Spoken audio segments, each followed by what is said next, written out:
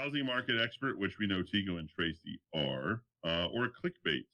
I Yeah. do want to address that from these ridiculous things I see and the sizzle.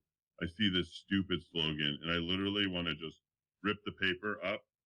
Like, are you leaving money on the table? Exactly. No one's leaving money on the table, bro. How about that? Because of the way the market is. Yeah.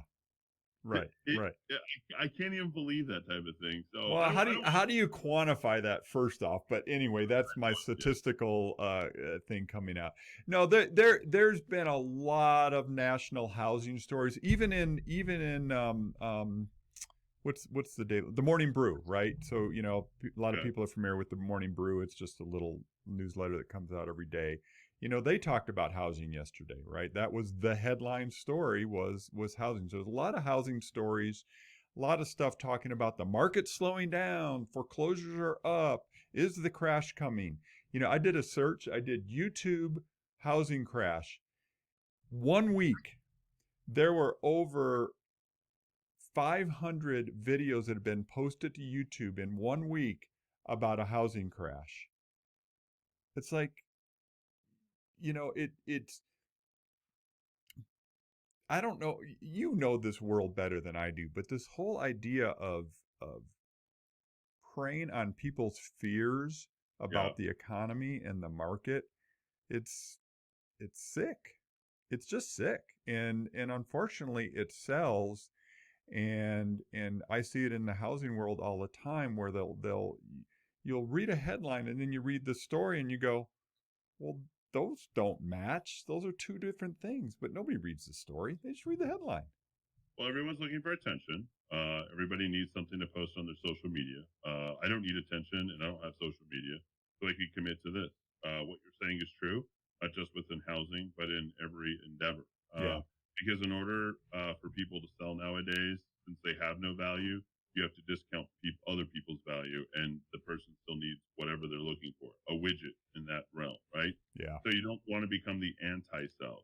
You don't want to say stuff. Are you leaving money off the table? You want to sell consistency. You want to sell quality. You want to sell excellence. You want to sell stats and facts. You lay it out. So in my realm, right, we talk about radio, and we talk about what are the qualities of your talkers? Our talk show hosts. So what is the quality? Who is delivering? Who's showing up for work? Who's writing? And are they selling you something that's expanding your brain, or are they selling you fear? So, case in point, I have one of my early morning talkers. He comes on and he interviews these people, and it's like, don't send your kids to public school. And you have these mothers outing their children, and they're trying to teach my kids this and this and this. I'm like, whoa, they're taking us over. And if we don't do this, we're going to die. My kids are going to be, they're going to have 3 appendages and 6 ears, and like, whoa. Yeah. Okay. So I guess there's nothing you can do, is what you're telling me. Okay. Yeah, you don't have school choice, is what you're telling me. Okay. Well, you're so incredibly generous thinking about everybody else that you're on here exposing your entire life and your entire family and your kids' school experience in his own community because you're looking out for everybody. You're fighting on for everybody else out there. And it's like, no, you're not. What you're doing is you hate the other side so much as you're not thinking logically. You've moved all of that, and you're just selling the sizzle, which is we're the anti them. Vote for us, buy from us, listen to us because we're not them. That's not the way that you win in this world. Right. And we have gotten into this zero-sum mentality, unfortunately. And it's because people have literally removed any sort of level of thought and accountability on it. They've lost their deductive reasoning and they've lost common sense. And I think COVID, I think the shutdowns, I think these elections, I think all that has led us to this particular point where we become irrational. We're making emotive purchases. We're making emotive decisions because we don't know any different, and we don't trust the information that's in front of us. So one of the reasons why you want to go with Tego and Tracy, and this is why, is it's never an emotional decision. Here's the facts. Here's the information. These are the transactions that we've done. Yes, we've sold houses in this neighborhood. No, we haven't sold in this neighborhood.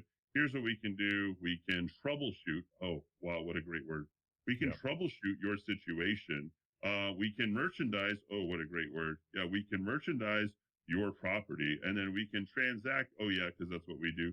We actually transact business. So, hey, we're your choice. So that's why you want to pick up the phone and call my friends and all the people that work with them. And if you're interested in real estate, I'm sure this is a great time to jump in, folks.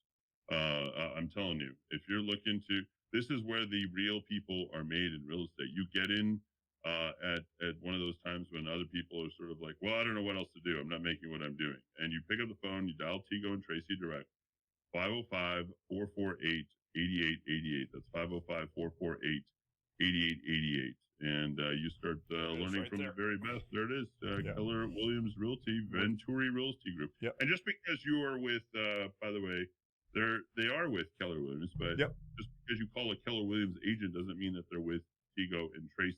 True. There's about, well, there's over 4,000 real estate agents in realtors that are have the realtor brand in the Albuquerque area now, and that's actually been growing. But that's a whole nother conversation we can talk about some other day.